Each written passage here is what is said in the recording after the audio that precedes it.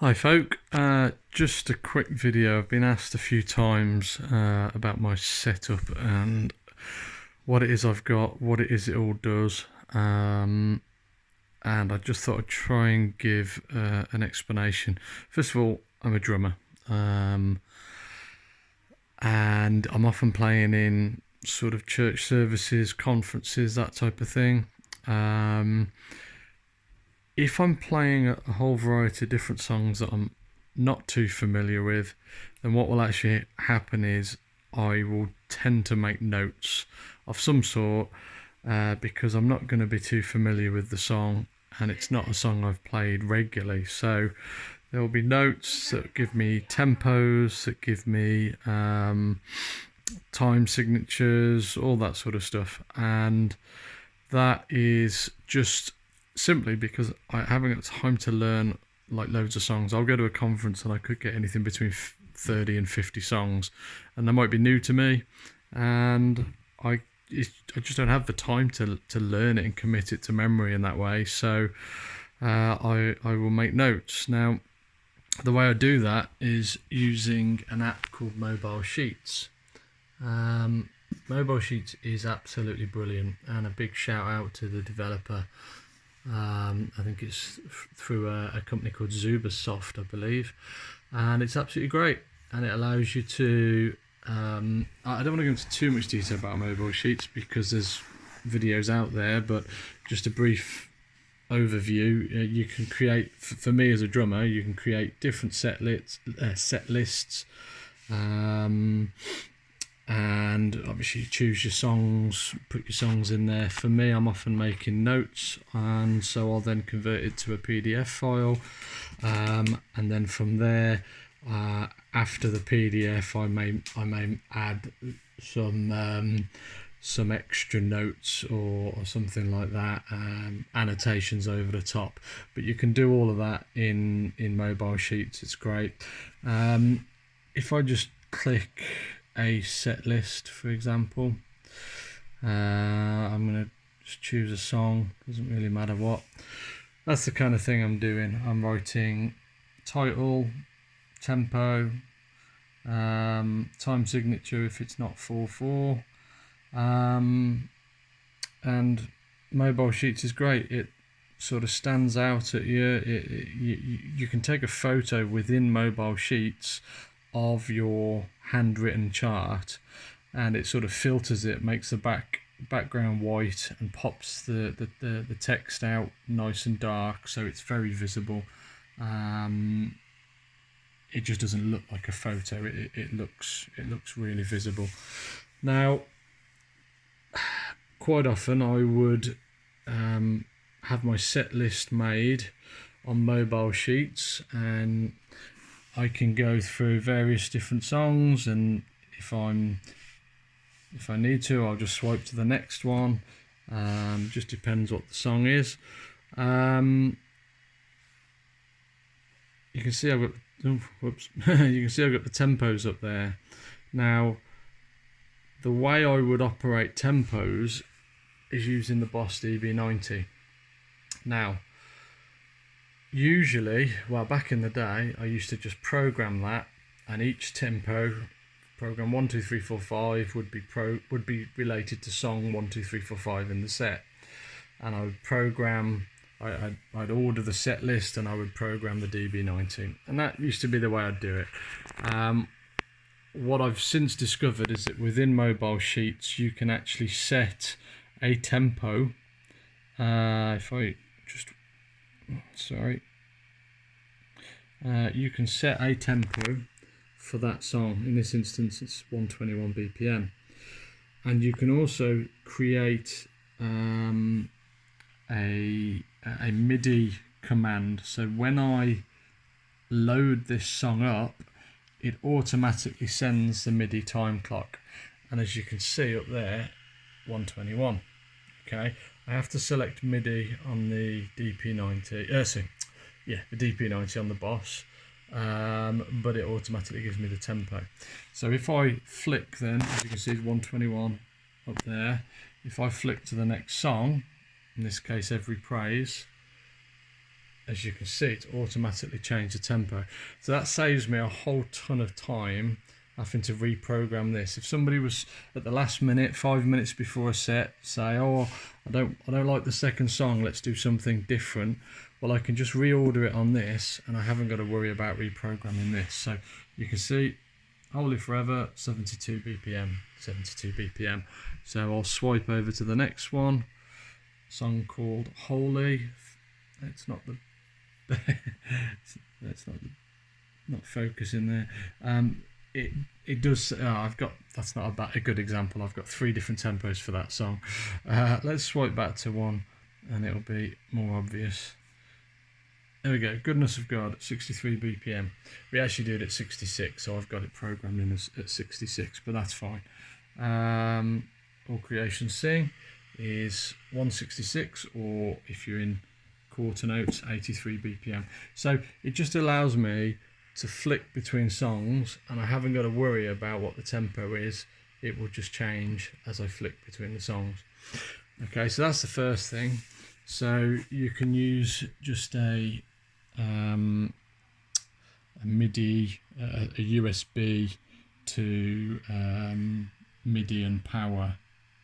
Sorry, what am I talking about? It's a USB adapter to USB A, I think that's what that is. And then I'll show you in a minute. Under here I have a MIDI. It's kind of like a junction where a bunch of MIDI signals can come in and a bunch of MIDI signals can go out. So that's the first thing. That's just charts and tempos. I use a mixer here. I don't always need it, but sometimes I do. If I'm running backing tracks in particular, I'll use the mixer. And what I will do through Ableton, using this Focusrite as a sound card or audio interface, Ableton's backing tracks will come out of here in stereo to 2 DI boxes, but I have 4 other outputs which come into here.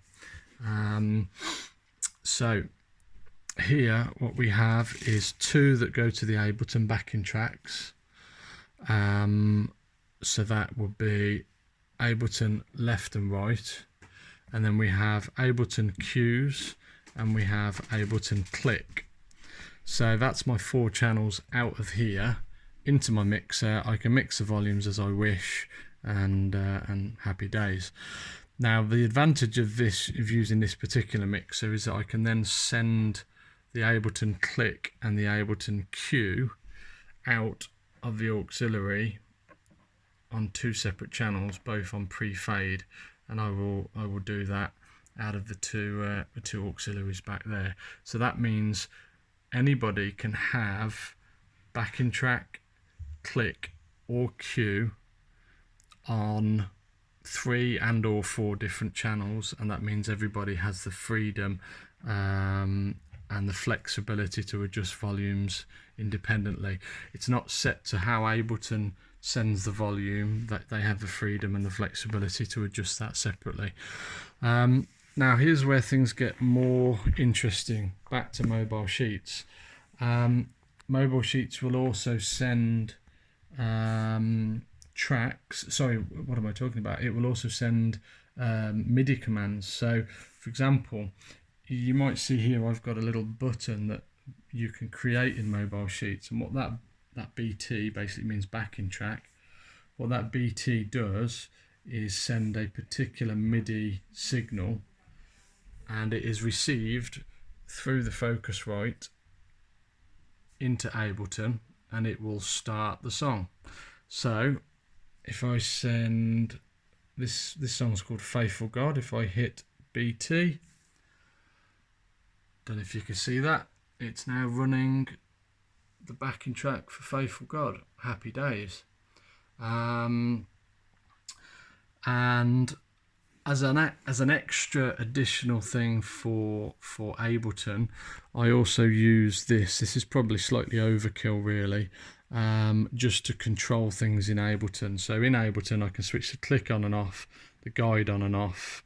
I can kill the track but keep the click moving, and also I can jump forward and backwards through sections. So you can probably see here how you've got your different sections. I can, if I choose, I can jump forwards or backwards using this, but not so much that that's the point of this video. It was more just to say that it's all still controlled through Mobilesheets, and this app is brilliant. It's available on iOS as far as I'm aware. It's definitely available on Android. This is an Android tablet, and it's just a great bit of kit. Yes, okay, it'll take a bit of setup just to get things moving. You know, you have to have a system for your backing tracks. That's still running. Let me switch that off. You have to have a system for your backing tracks. That's okay. And you also have to create your songs, add in the MIDI for sending tempo and the time clock to your metronome. But if you're willing to put in the time, it's all doable. So if I just make a selection here, I don't know, let's just choose a different song. Glorious Day, there we go. So again, I've got automatically 110. It's switched my metronome over. Happy days. And if we're using the backing track for it, all I need to do is select that button over there, bang, and there we go, it's playing Glorious Day right there. So it's a very versatile system once you've put in the work to get your songs all set up and get your backing tracks all set up. So I don't really want to go into too much more detail, other than to say, if I can just get into it, under here is where I'm going to have to unplug things, sorry. Under here is where I use this little piece of kit. I don't know how easily you can see that, but that is a CME device. I'm trying to remember which one it is now.